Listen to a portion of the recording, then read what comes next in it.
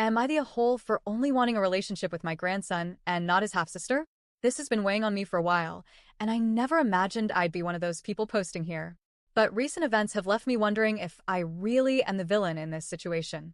I, 55F, lost my daughter Amy 2 years ago in a car accident. She was my only child, and I don't think I can ever fully explain what that kind of loss does to a person. Amy was everything to my husband and me. She was smart, fiercely loyal, and made us grandparents to the most wonderful boy, Kai, who is now 8. Amy was married to Daniel, 33M, and while he and I weren't always close, we tried to have a civil and respectful relationship, especially for Kai's sake. After Amy died, we did everything we could to keep a stable presence in Kai's life. We were there for every school event, every birthday, every holiday. We'd have him sleep over on weekends, take him on little trips, read him bedtime stories like Amy used to. It helped us all cope. For a while, it felt like we were healing slowly. About a year after Amy passed, Daniel introduced us to his new girlfriend, Hannah. She seemed fine, a bit reserved.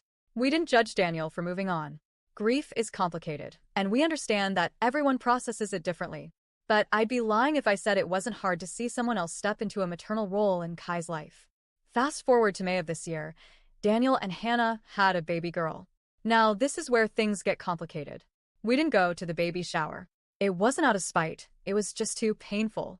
We were barely holding it together at the time. Seeing people celebrate the birth of another child when we're still grieving the one we lost, it just felt wrong. We didn't buy gifts.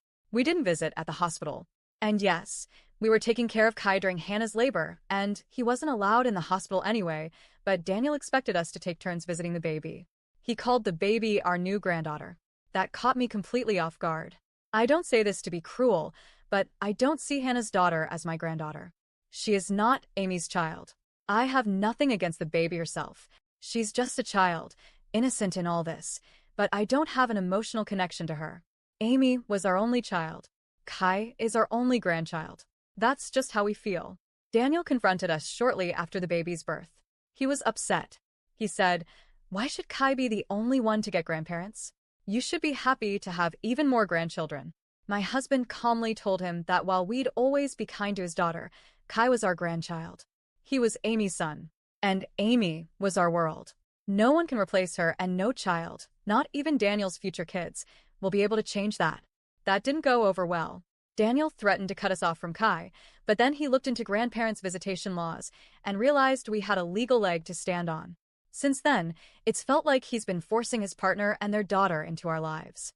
Every time we ask to see Kai, it becomes a group visit. Kai, Hannah, the baby, sometimes even Hannah's parents.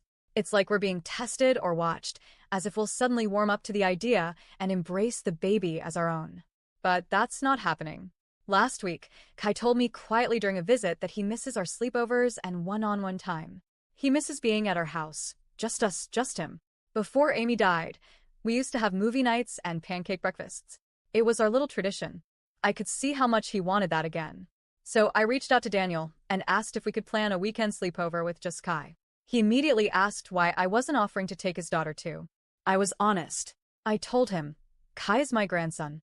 I love him, and I want to maintain our bond. That doesn't mean I need to have the same relationship with your daughter. He got really quiet. Then he asked me outright, "So, you only want a relationship with Kai, and not my daughter?" I didn't dance around it. I told him yes. I told him I wasn't trying to be cruel, but this wasn't some interchangeable role for me. Kai is a part of Amy. His smile, his laugh, his little quirks, they all remind me of her. That connection matters. I can't force myself to feel the same way about someone else's child. Daniel erupted. He said it wasn't fair, that I was punishing his daughter for being born, that I was selfish and emotionally stunted. He ranted for a while. I sat there and listened because I felt like I owed him that much. Then he said something that really cut deep. "Fine, you win. Kai wants to be with you anyway, without the rest of us.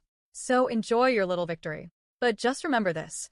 One day my daughter, and any future kids, will grow up knowing they were never good enough for you. And I hope you can live with that." It hurt. A lot. And yet he brought Kai for the sleepover. Just Kai. We played board games, watched his favorite movie for the 100th time, made pancakes just like Amy used to. He was so happy. The next morning, he hugged me tighter than he has in months. Daniel came to pick him up and barely said a word to me. He's made it clear he thinks we're terrible people.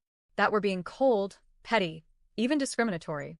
But we're not shutting his daughter out to be mean. We're just still grieving. And we're trying to hold on to the last piece of Amy that we have. So, am I the a hole?